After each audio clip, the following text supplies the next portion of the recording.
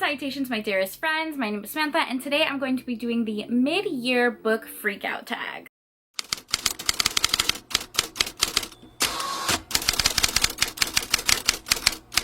Hello, how are you? Welcome back to my channel. Can you believe it's already like halfway through 2022? That kind of rhymes. I don't know about you, but I'm feeling 22.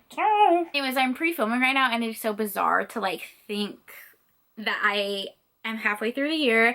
There's so many books that I have not read that I wanted to read. I'm not really sure it's a question, but so far I have read 70 books in the year 2022. I'm not the best at updating my reading updates on Goodreads, so I would say more like 70 to 75, you know, because I'm sure I didn't update on some of these. Right. The first question is a hard one, and that is the best book that you have read in 2022. Oh, I don't know. I have to really think about this one. Okay, let me think. Let me think. See, this is why I should have prepared earlier. Like, I want to say a book that I just read, but then I feel like I'm forgetting a book maybe I read earlier in the year. You know what? Fuck it. I'm going to talk about the book that I just read. Many 5-star reads this year, but the one that is sticking in my brain, probably because I read it the most recently, is Stolen Air by Sophie Lark. Oh my god, this book. I treasure it. I love it. Like, literally, this book. I'll give you context, okay? I am so late to the Sophie Lark game. For years, literal years, I have said that I do not like mafia romances. I have trashed mafia romances. And then I picked up Sophie Lark, and like my entire worldview shattered into little pieces, because this series, this is the Brutal Birthright series. I did a whole video on it, which I will link down below. This series right here is life-changing, soul-crushing, beautifully written, like everything I want in romance. This is the second book in the Brutal Birthright series. You do have to read it in order. Like I said, this is the second one. It is a Beauty and the Beast retelling. Heroine Nessa, she belongs to the Irish Mafia. She's the youngest daughter of the Irish Mafia, but she's very innocent. She's not really involved in her family's business, but our hero has been burned by her family many times, so for revenge, he decides to kidnap her and use her as leverage and hold her for ransom to get back at her family, but they end up falling for each other, and it's so beautiful. My favorite Beauty and the Beast retelling of all time. Honestly, I could have picked any of the books in that series as one of my favorites, but this one was like right there in my brain. Next one is best sequel you've read so far in 2022. I mean, technically this is a sequel. This is the second book in the series, but we'll pick another one. This one I also read recently. See, I feel like I'm just picking books because they're like fresh in my brain, but I gave this one 5 stars, and it is Sweet Berries by C.M. Nacosta? I don't know how to pronounce her last name. We all read Morning Glory Milking Farm. We all read it. We were all there. We all experienced it together. It's a monster romance that just did all the things and did them so well, and I loved that book. And it was bizarre, but steamy, but slow burn, but sweet. Like, it was a mixture of things that I adored, and I was just looking forward to reading all of her books, but I didn't really think like anything could top that one. Well, she came out with a second book in the series called Sweet Berries, and I like this one even more than Morning Glory Milking Farm. So this one follows a Mothman, which is just like so bizarre that I would fall for a Mothman, but here we are.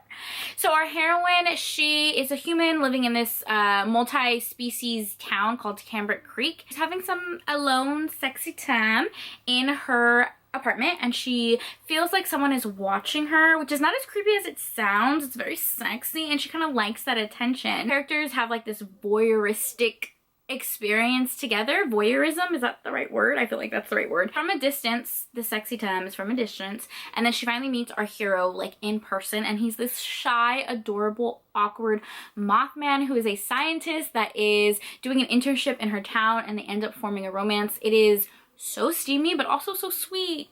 So sweet. If you like monster romances, read this one. Next question is a new release you haven't read yet but want to. So many. I'm like the worst, okay? Like, I literally create TBRs and never follow through on them. One that I'm thinking of is The Bride Goes Rogue by Joanna Shupe.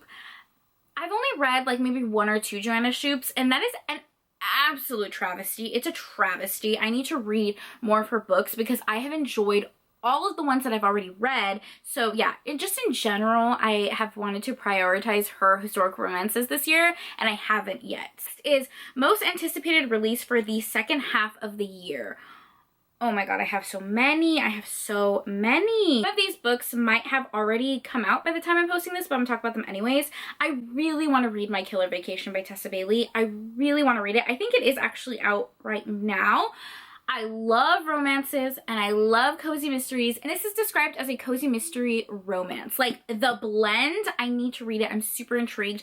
If you read cozy mysteries, you will know that there are romances in some of them, but they're all closed door. You're never gonna get any spice. It is all very closed door, behind the scenes, kind of like second character type of romance. All cozy mysteries are cozy mysteries with a very hint of romance, and this is romance with a hint of cozy mystery, and I need to read it. I need to read it. Beverly Jenkins is coming out with a book this year. This is How to Catch a Raven, and I need to read everything and anything that Beverly Jenkins comes out with, so obviously I'm excited for that. I'm excited for the second installment of Lore Olympus, even though I haven't read the first one. I'll read the first one soon, but I am excited for the second one. The next question is the biggest disappointment. I don't know. Books that I've hated. I'm trying to think. Oh god. Jessica Kane. Jessica Kane has become the biggest disappointment of my 2022. I can't even talk because I'm so distraught. I filmed a whole video of like Jessica Kane and the decline of her novellas. In my personal opinion, her heroes have become deranged. Never read a Jessica Kane novella. Her books are like these short, steamy novellas that have a lot of kinks. They have like a zaddy kink, age gap, all the things. And most of her heroes are very possessive and a little wild, but like in a sexy way, you know, the sexy way. I feel like recently her books, her heroes have become deranged, and it's so disappointing. Like there's so many that I did not like. I'll give you some examples if you want more clarification. I have a video on it. Temp by Jessica Kane. This was an office romance. She does some shitty stuff in this book, and our heroine decides to leave him, and instead of being like a rational adult and apologizing for his behavior, he decides that he's going to jump off a cliff because he cannot imagine life without our heroine. And if you read some of her more recent ones, that seems to be a trend. Like a lot of her heroes are suicidal, like this very abusive, toxic romances that she's coming out with, and it's just so disappointing. Truck driver, do me a favor. Are you doing okay, Jessica Kane? I don't know where you are, who you are, but are you doing okay? Moving on. Biggest surprise. The biggest surprise. I'm gonna say Sophie Lark backwards. I'm gonna say Sophie Lark again because I don't like mafia romances. I have read many mafia romances that I've given very low ratings, and I have never found a mafia series that I was so obsessed with. So yeah, this was a huge surprise for me. I mean, it shouldn't be because everyone rants and raves about Sophie Lark for very good reasons because she's very talented, but like I just never understood the hype of mafia romances, and then I read this series and it was like life-changing. This question is a new favorite author, and that is Casey Mint. It has been the year of Casey Mint for me. Obsessed is not even like the correct term for me. Because I haven't been liking a lot of Jessica Kane novellas, I have been looking for a new novella author, and my dear friend Rachel from Rachel Reads and Sings recommended Casey Mint.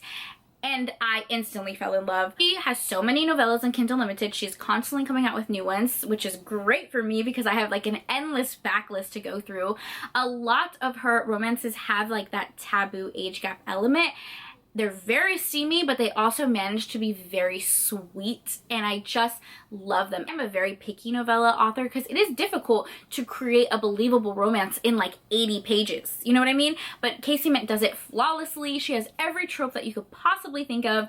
They're on Kindle Unlimited. They're so accessible. I love her. I love her. I love her. I love her. My favorite book that I've read by her is Big Bet. It's a friend Silver's romance. Our hero is a blackjack dealer and our heroine is a burlesque dancer, and they both work at the same club and they fall for each other. Next question is newest fictional crush. Oh, I have so many. I mean, the Mothman? The Mothman? I need to stop talking about this book, but I love him. Oh my gosh, but Emerson from Praise by Sarah Kate. He could get it anytime, any day, anywhere. Emerson can get it as well. I have many fictional crushes. Like, they're all fictional crushes. I love all of them. Newest favorite character. That's hard. That's hard. Why would you ask this question? I'm trying to think. Think, brain.